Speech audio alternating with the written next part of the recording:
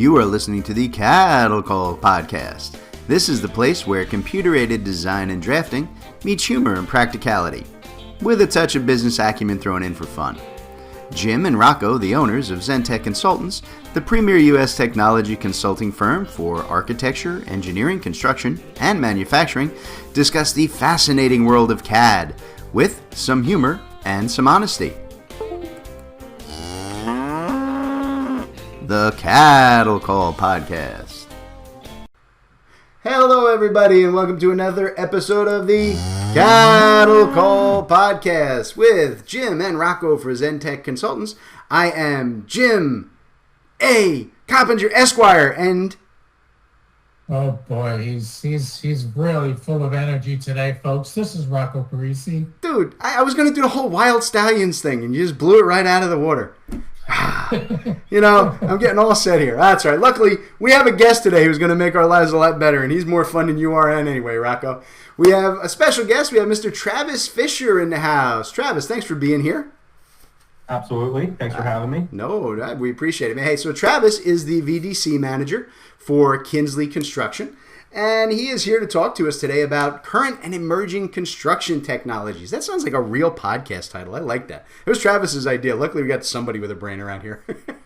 So we're going to talk to Travis to see how we can expect changing construction technologies to impact the design and build world. So that's what we're up to today. So Travis, why don't you start off by telling everybody, number one, what a VDC manager really is, and give us a bit of background on yourself and your career.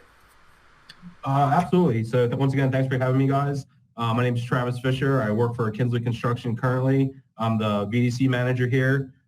Just a little bit of background about myself. I did go to school for architecture, so if I ever bash architects, I always say that I at least went to school for architecture, so I'm allowed to. Now working for a contractor. When I got out of school, I did work for a design build mechanical contractor, doing ductwork and plumbing and piping drawings for a couple of years. Started getting into the 3D coordination world, doing a lot of prefab drawings. And for the last, 9, almost 10 years now, I've been now here at Kinsley Construction, essentially as the VDC manager. A little background about Kinsley. We are a construction manager / general contractor in the Mid-Atlantic region. I am based out of Pennsylvania.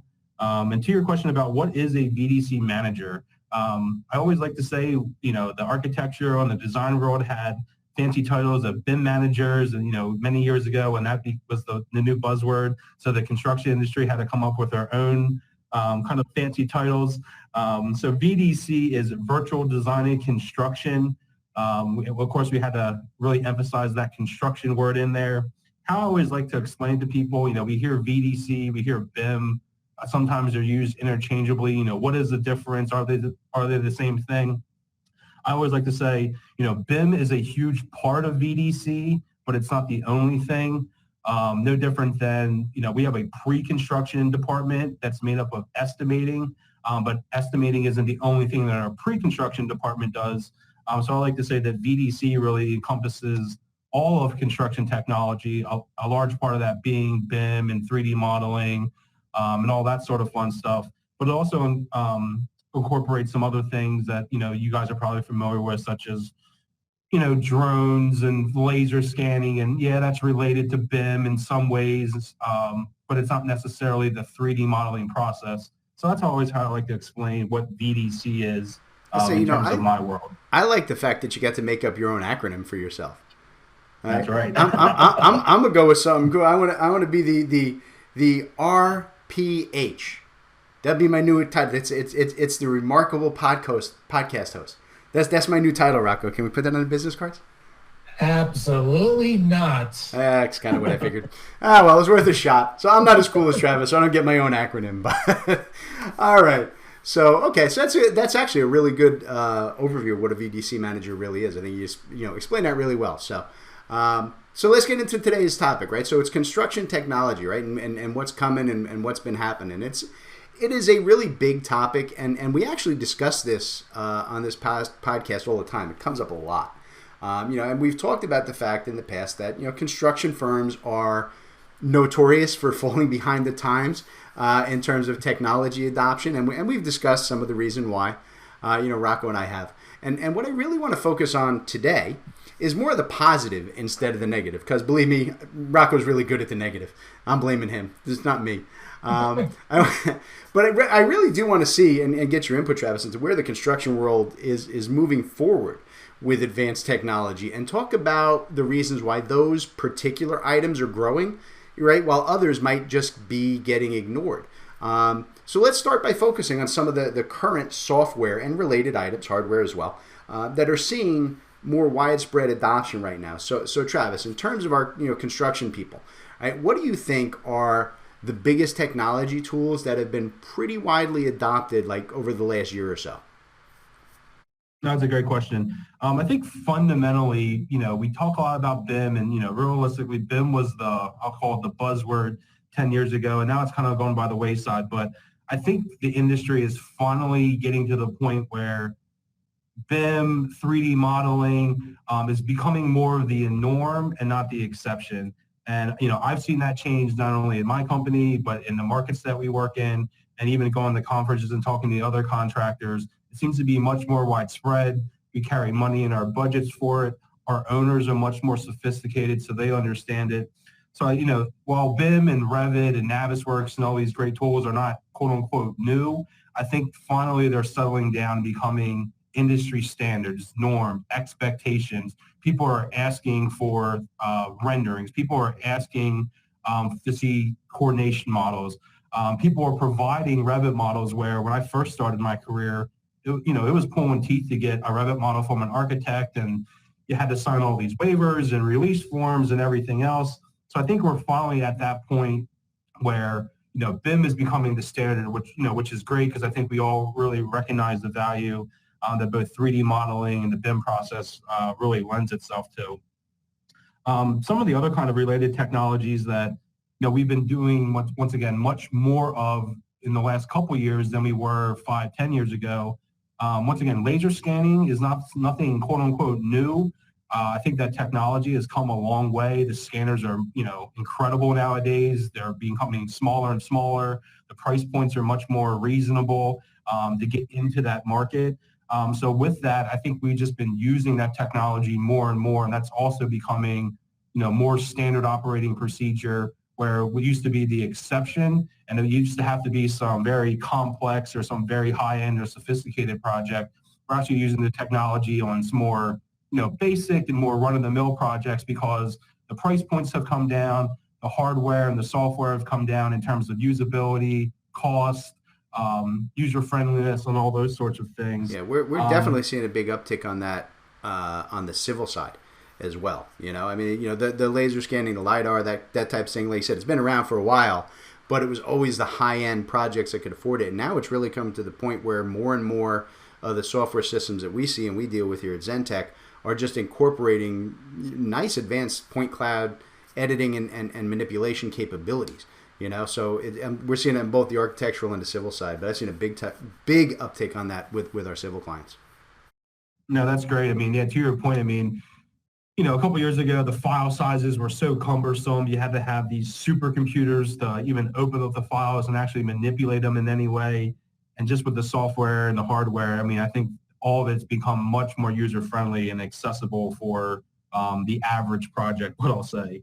I guess the other thing that I'll mention in terms of what are some of the biggest tools, and once again, this is nothing quote unquote new necessarily, but just in the times that we're living in with COVID, and who knows how all this is all going to shake out. Just with cloud computing and mobility, I think that has become once again more standard, where we always have done GoToMeetings or Zoom meetings and that sort of thing, but now it's almost we have to do those things just in the times that we're living in. And having access to cloud is incredibly important. No, it really is. No, I would say that actually is perfect, right? Because it kind of leads into my second point here that I wanted to make today, that just like you said, right, in this environment, it's impossible to have a conversation about, current technologies without looking at the impact, that's happened to us since the COVID outbreak. We've seen, massive changes in the way that construction firms work, right? Particularly in terms of the project management side and the interaction with the designers and engineers. Remote work has become much more common, and it's become normalized, right? And the standard now for a lot of folks, and we've all kind of had to adapt to that.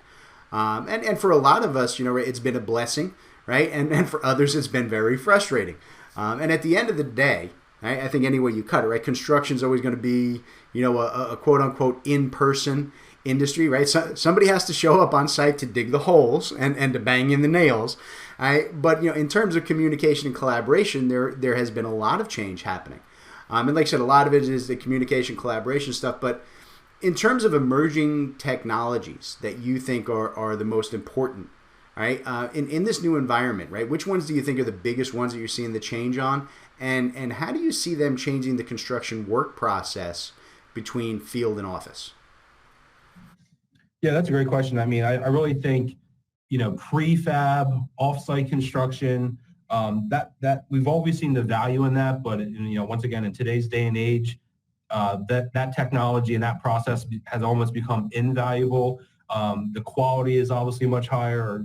The safety factor is much safer working in a controlled environment versus out in the field in the rain or the freezing cold. So I really think that's going to change the dynamic of, not only how we build buildings, but also how we kind of design buildings. We always look for prefab opportunities, but unfortunately, if it wasn't always considered during the design process, it doesn't always lend itself for construction purposes.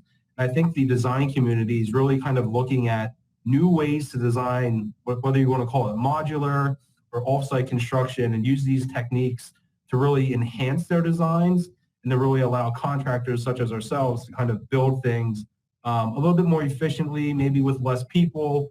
Maybe we can spread out a little bit more. So I really see that really changing within the industry. And obviously that affects our field personnel, where maybe our field personnel aren't necessarily always on the job site. Maybe they're in a shop environment actually putting together pump skids or wall panels or any of these other sorts of things that we can modularize or prefab in a shop environment. Yeah, I think that's a real important thing. It's funny that you brought that up. I was actually just reading an article yesterday, and I'm not sure where it was. It was in one of the economic magazines, Forbes or something like that. And they were actually talking about modular construction, and they were comparing it to the growth rates of current construction throughout the country, and it's growing at almost 400%, 4 times the rate of stick-built construction. The modular, since the outbreak of COVID, is just going through the roof for all the reasons you said. I think you're dead on with that. That's perfect. So, Rocco, let's wake you up. Stop sleeping over there. Let's bring you into conversation.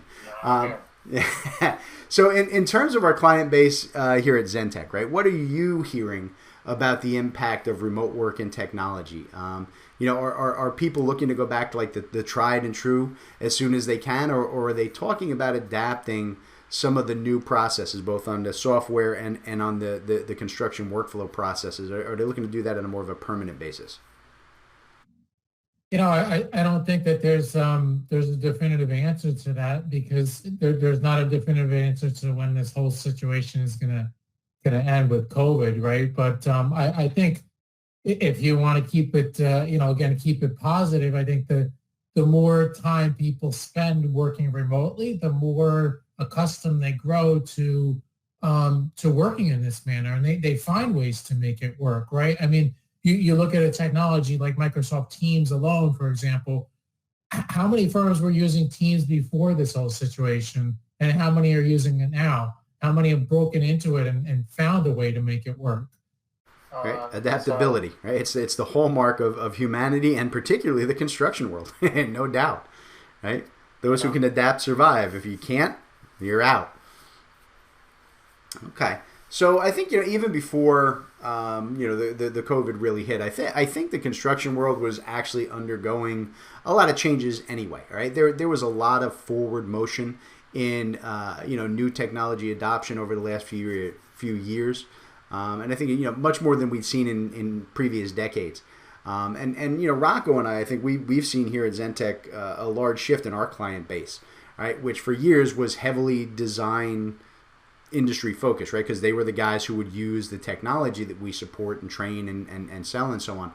We've seen a big jump in our construction base, huge jump, as more and more construction companies looking to implement and train on and even customize their technologies for their companies. So Travis, what do you think? What's been the driving force, kind of behind the growth of these new technologies, and why do you think construction companies are more willing to adapt to them now, even setting COVID aside, than they had been in the past? Yeah, I mean, I really think, data doesn't lie. Data is what data is. And unfortunately, I think a lot of us have seen the productivity charts that either McKinsey or other firms have put out of how the construction industry really compares against other industries, whether that be, manufacturing, healthcare, transportation, all these other sorts of things. And while you see these other industries gaining lots of traction, more productivity, and it's really by the use of technology, the construction industry, unfortunately, has really been kind of flat. Really, how we build buildings today is kind of how we built them 50 years ago, 100 years ago.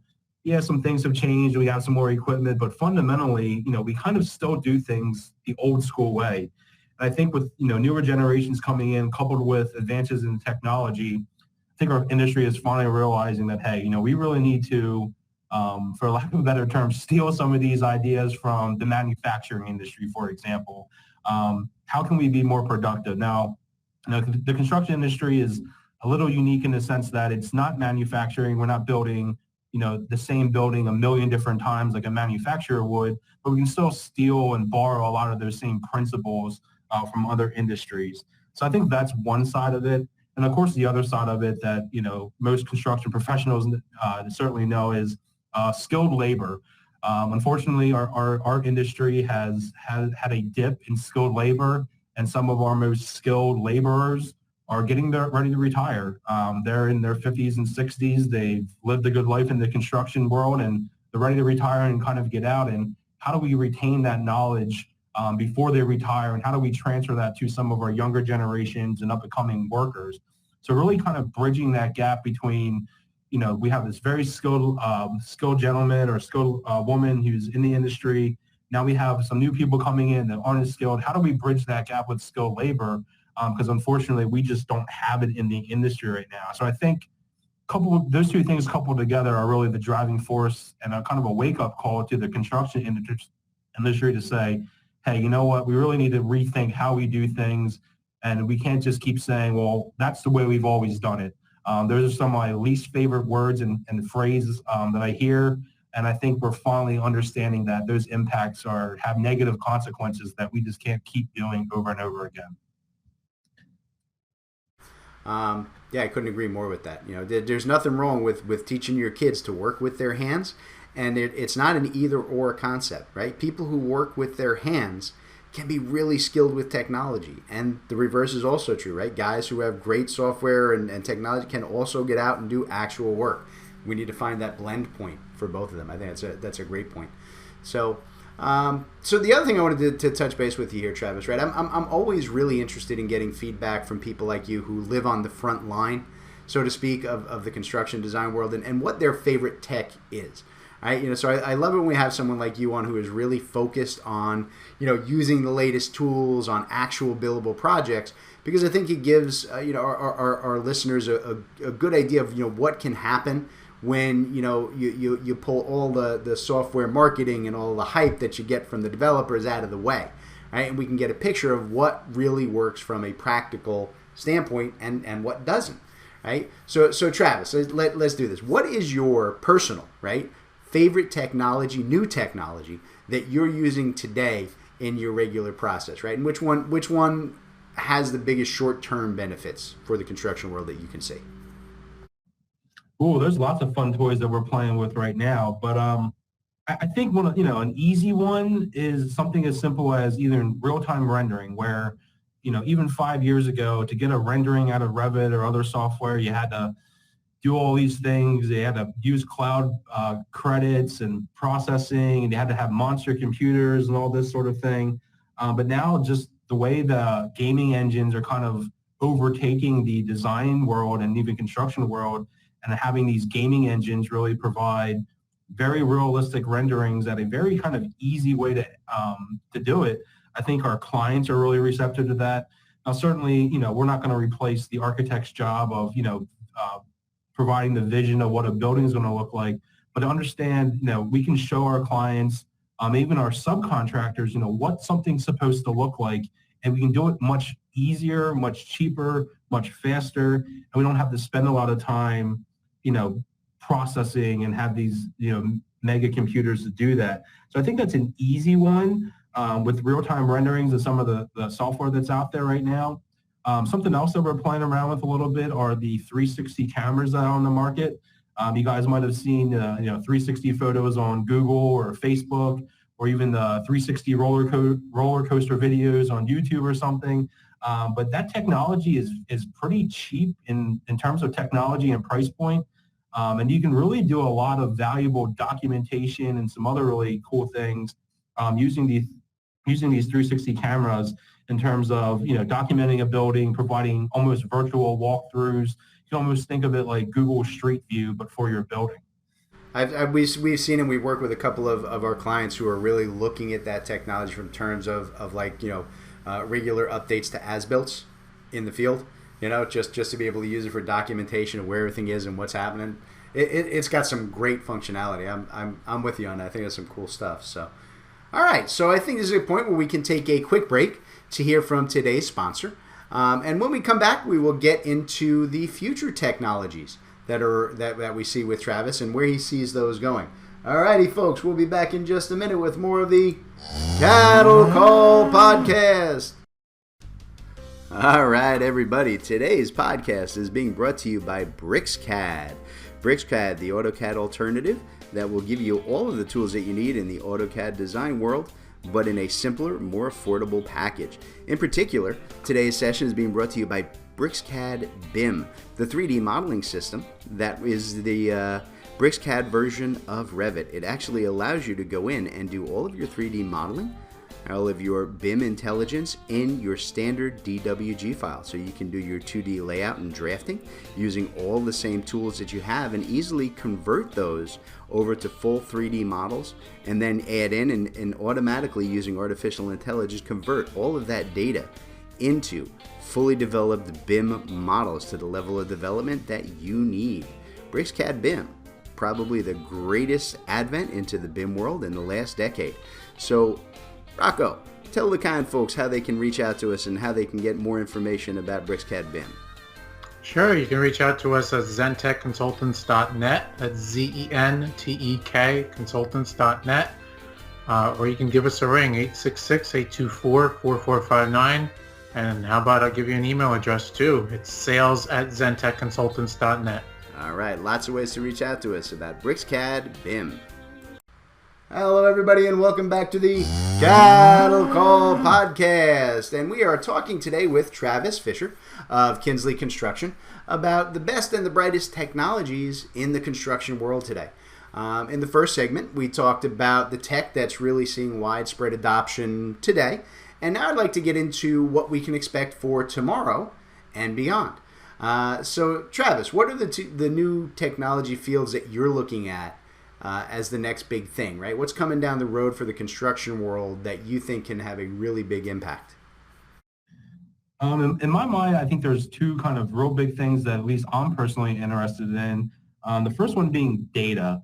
I think data is the new currency. I think if you ask Netflix or Amazon or Facebook how valuable our data is, they would agree.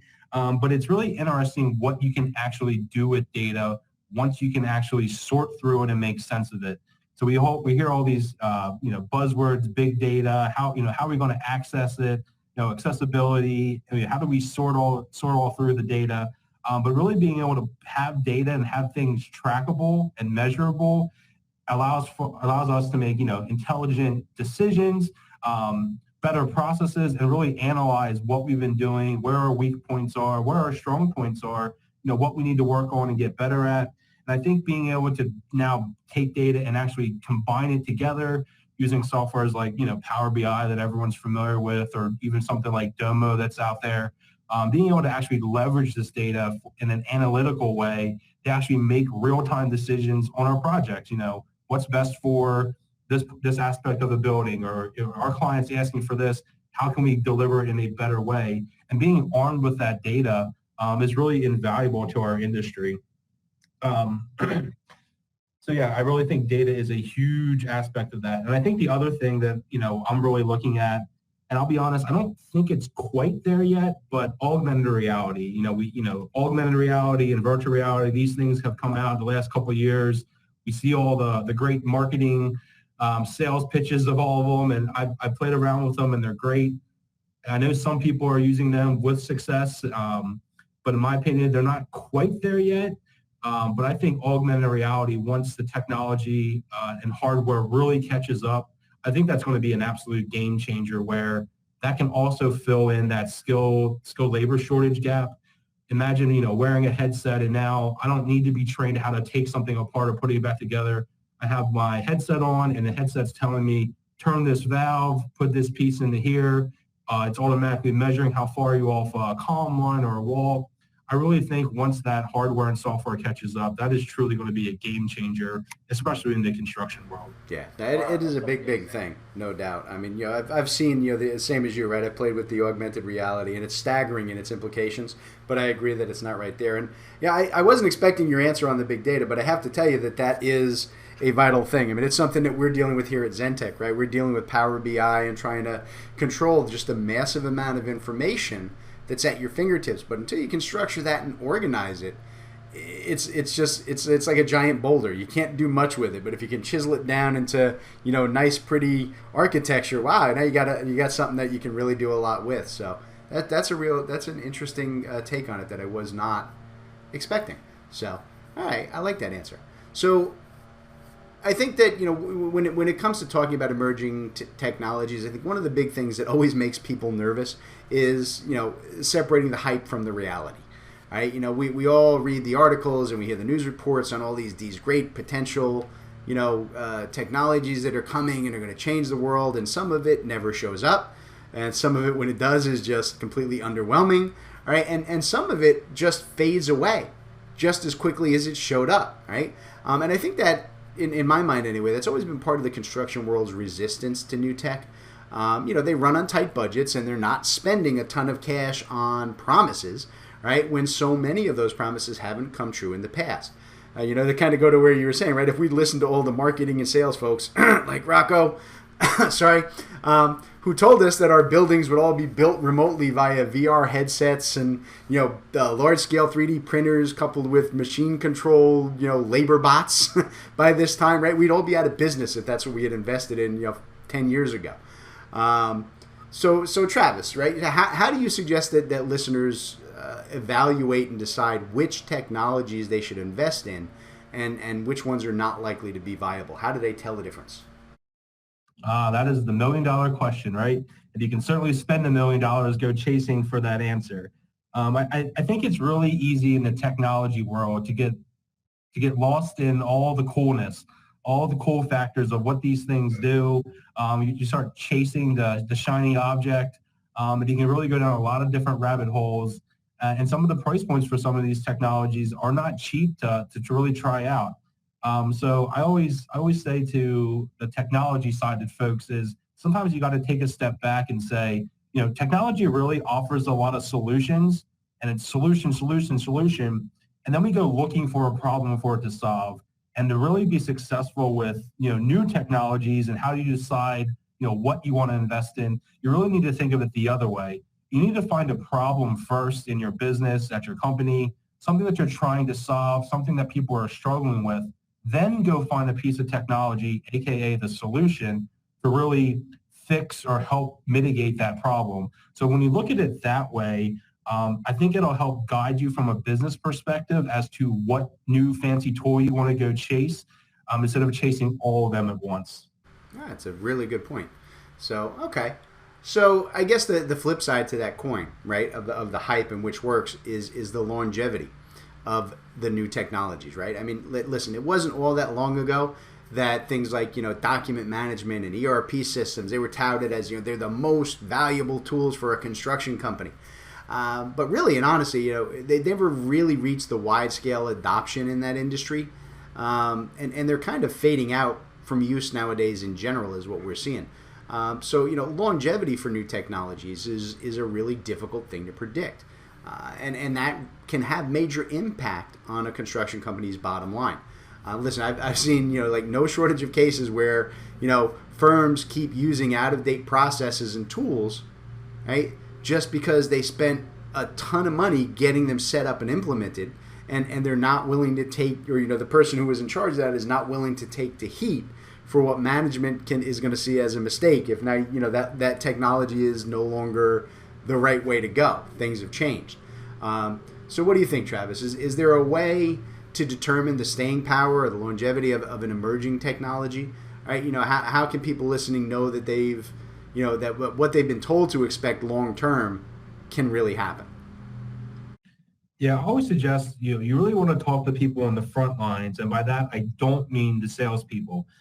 Well, there's nothing wrong with salespeople because that's where you hear a lot about the good ideas. But I would recommend is, once you hear the new sales pitch from your favorite salesman, ask them for a client or a reference that you can talk to, that someone is actually using it or actually trying to implement it, and really get their input of how it's going. Is it truly what they sold you on? Is it as easy to use as they say it is? And, back before the COVID world, going to conferences, that was my, venue to do that. And, while the presentations are great, I always valued the 5-minute conversation after their 45-minute presentation of, hey, how is this really going for you? Or what are your challenges that you're really having? So you really want to talk to the people kind of down in the weeds, on the front line, and you really want to get their input to really determine, hey, is this just a fad? Is this something that you really think is going to impact your business? And is it going to stick around for the long term? And I think another thing to consider is, what type of technology are you looking at? And I always like to say, reading some of these, business books and other type of technology books, is the technology a revolutionary technology, or is it an evolutionary technology? And obviously, if it's revolutionary, it's really changing how we do business. It's a disruptive technology. And it's really changing the game, where evolution is really, we're improving upon what we're doing.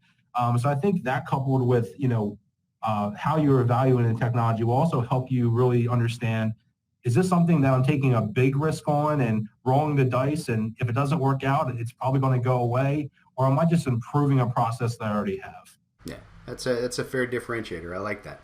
So, all right. So, Rocco, since we were making fun of you, we'll bring you back into conversation, give you a chance to browbeat us a little bit. I know, I'm a nice guy like that. So once upon a time, right, ages ago, us being the old men we are, we used to do a ton of work with, document management and, products like, Autodesk Vault and Meridian from Blue Cello and a bunch of others. But, we left those, right, because the industry really stopped using them. And do you hear that kind of issue as a concern from our clients when they're looking at new technologies and new softwares? Are we seeing that they're afraid to invest in something new because they invested in other things that kind of faded out on them? I don't think so. I mean, look, it's to be expected that a certain technology is not going to be around forever. That's like buying a shirt and wishing that you'll have a shirt for the next 50 years. I mean, you have to expect that the technology is going to evolve. But where the concern always comes into play, no matter what year it is the cost, right? I mean, everybody's watching their bottom line. It's not only today with the current struggles, but it's always. So the cost of implementation, the cost of training, I think that's always a bigger factor than is whether the technology is going to be, how long the technology is going to be around for. That's a fair point, but I will take umbrage in the fact with your analogy there and say that I actually do have underwear that is older than Travis. So, just saying. Things. You're gonna scare away the guests. If they haven't been scared away by me by now, they're hopeless. So, all right. So, I think one important item that really does play in a big way into any new technology adaptation is company culture, right? I think that there are some firms out there who are all about newer and better and faster, while others are still, clinging to pencil and paper to handle their cost estimates. And sometimes that's an age thing, right? Old folks like me, right, with our old underwear, aren't always the most welcoming to new ways of working. But I've actually seen the opposite too, though. All right, we've worked with a bunch of new construction firms with 25-year-old executives who won't change anything. I do it the way I learned and the way my dad did it, right? And then we have 70-year-old firms who are always looking to adapt and improve and make things better and more efficient. So Travis, what do you think? What is it in company culture that drives the support of or the resistance to technology change? How do you discover the limitations in your own firm and address those to allow for growth? Yes, so I think company culture can be defined a lot of different ways, and we don't need to get into the Webster Dictionary definition of culture. But at the end of the day, culture is really about the people. It's really people that we're impacting. As much as we love playing with technology and softwares and flying drones around and all that fun stuff, it's really the people that it's at the heart of it, and we can never forget that. People are going to use technology that makes their lives easier. It's as plain and simple as that. If the technology is too hard to use, it's not user-friendly, it's not intuitive, people are not going to adopt it. Think about the technologies that you guys use in your own personal lives, whether it be a cell phone, Netflix, all these different things. You use those things because they're easy, they're intuitive, they're easy to set up, all these different things. So when you take it back to a business setting, you really want to understand, where you kind of fit into that, regardless of where your role is in your company. So whether you're a VP, a VDC manager, a project manager, a foreman out in the field, you want to understand what type of culture does your company have. And I think you can identify that rather easily. And you guys probably already know what your culture is. Do you have a culture of that's the way we've always done it, which is a saying that I hate, or do you have a culture that's receptive to, hey, we just hired this young lady from a tech startup and she has all these new ideas. Are we shooting her down, or are we actually listening to her and maybe she just thinks a little bit differently? So you really want to understand what type of culture you have, and then also how your leadership also looks at innovation and new. Change scares people. Human nature is they always want to keep doing what they've always done and not change, and it's safe and it's easy and it's less risk. But you want to understand what your leadership at your company is really defined as, how much risk are they willing to take? What is their comfort level with innovation? And once you understand how they feel about it, they're going to care about how it impacts their lives from a business organization. So you can align your technology innovation and implementation strategies with how their mindsets work in terms of, how do we want to impact our business? So we want to care about what they want to care about. So if your CEO, he's cared about schedules or cares about cost, let's try to align our technologies and our new innovation ideas with those mindsets, and that'll help bring some of these ideas that you guys might have to fruition at your companies, and you might not get shot down as much. So at the end of the day, I really think it's people driven. As much as we love computers and all this other fun stuff that we get to play with, understand the people side of it and who you're working with and what they value. And I think that really will help you with the implementation of a new technology or a new idea that you might have.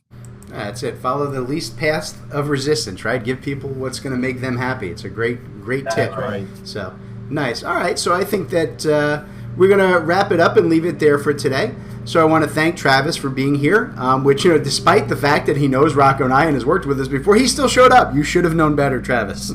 Now you talk about your underwear, Jim. I don't know that he's going to come back again. And once I talk about my underwear, I don't know if I'm coming back again. All right, folks. Thank you again, Travis. It was a great interview. I really appreciate you being here, and I hope you'll agree to be back here again. And I promise next time I'll leave my underwear out of it, okay? Absolutely. Thanks for having me, guys. All right, folks. We're going to bounce out of here, and we will catch you next time on the Cattle Call Podcast. All right, everybody. Today's Cattle Call was brought to you courtesy of Zentech Consultants. That's Rocco and I. Zentech Consultants works with design and manufacturing firms to help our clients purchase and implement the software that they need in these complex industries. We provide a single point of contact for clients to buy, develop, and learn the most vital software systems for your specific needs. Zentech strives to be your trusted technology partner from your initial needs all the way through long-term support and training for your entire staff. So Rocco, why don't you tell them how to reach out to Zentech? All right, yeah, you can reach out to us through zentechconsultants.net. You can email us at sales@zentechconsultants.net, or you can even call us 866-824-4459. Excellent. We look forward to hearing from you all.